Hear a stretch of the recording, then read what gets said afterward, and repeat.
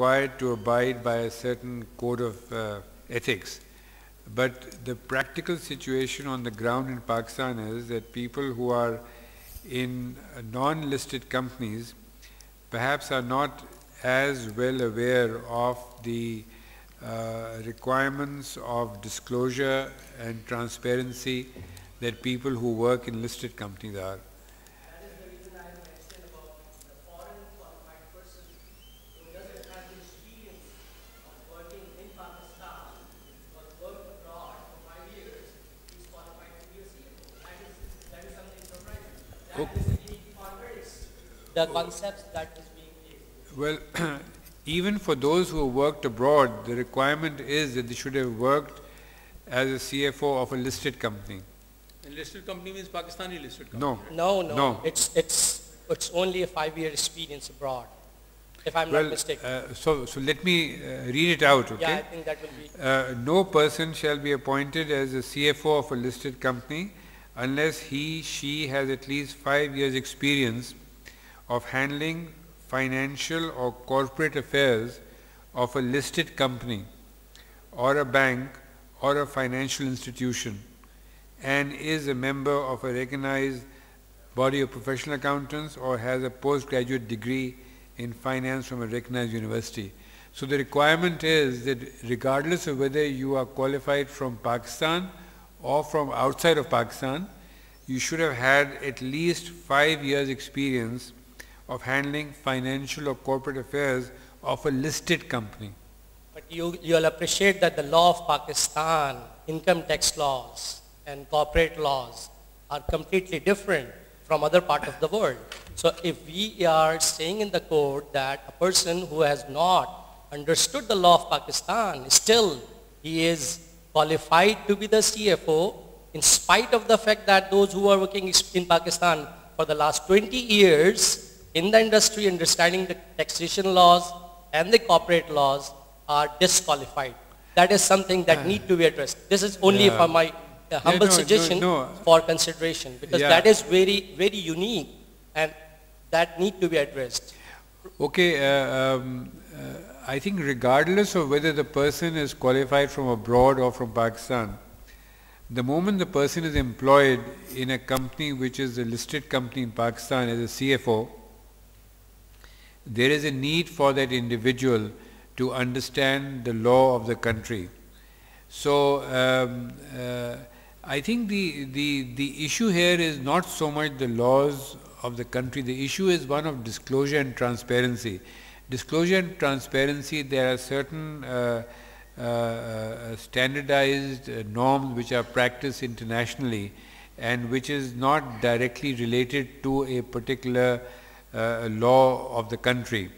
And if there is a law which is additional in the country, then a person who is a CFO would or should be expected to comply with those laws.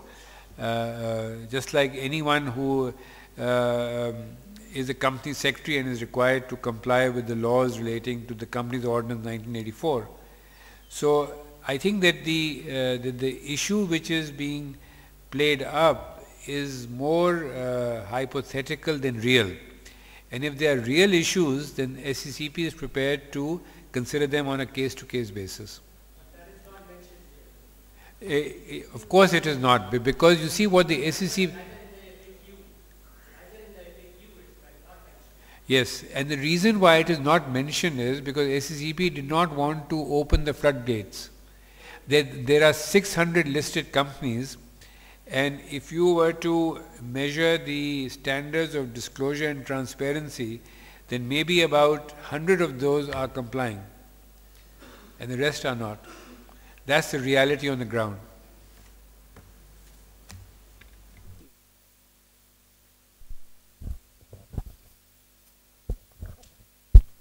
My name is Aslam Sadruddin. I'm from Pakistan Cables. Since Mr. Hashmi covered this subject, so my question is to Hashmi Sahab. The question is there any legal requirement which debars the same person to have the position of CFO and the company secretary? There's another small second question that it is given in the code now that the chairman of the audit committee has to be an independent director. Can you please let us know what is the effective date for that? Thank you.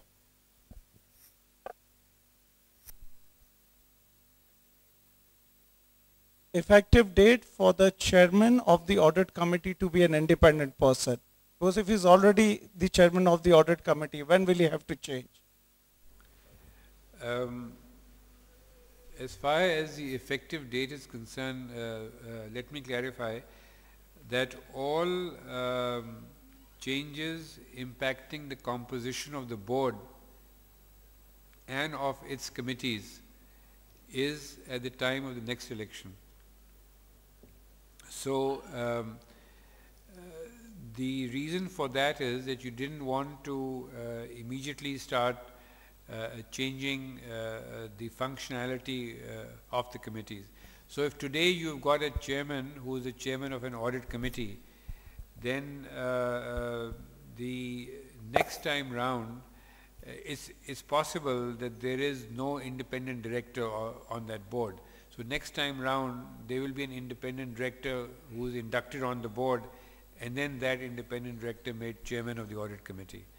So anything to do with the composition of the board is next time of the election. So regarding the legal requirement to separate the CFO and the company secretary, there is no legal requirement. The company law says that every company shall have a full-time company secretary. So it's preferred that you cannot devote your full-time capabilities if you have additionally a full-time job as a CFO. So logically the two cannot exist as one role, but there's nothing in law that debars it at the moment. Can you also explain whether there is a requirement to have can a director be the company secretary or not? Sorry? Can a director of a company be appointed as company secretary or not?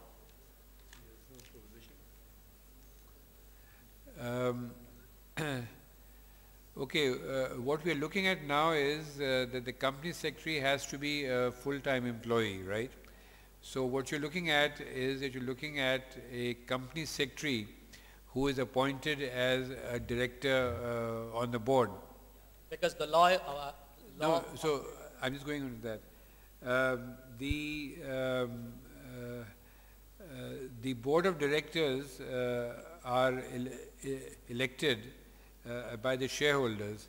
So if a person is elected by a shareholder who is an employee of the company, like a CFO can also be elected, then there is nothing which stops a company secretary from being elected as a director of the company.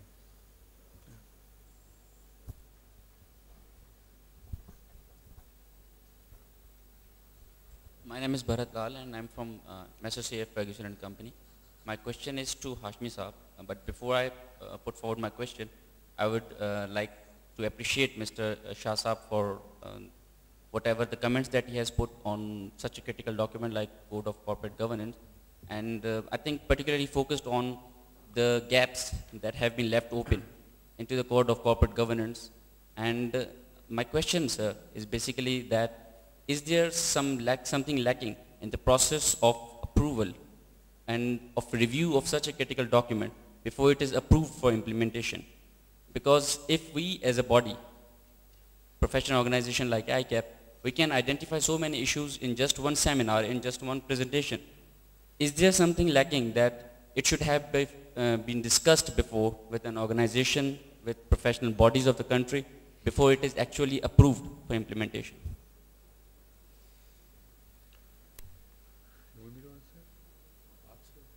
Basically, let me respond. No document is perfect, I would say, and the thing is that there are several limitations, and I must say that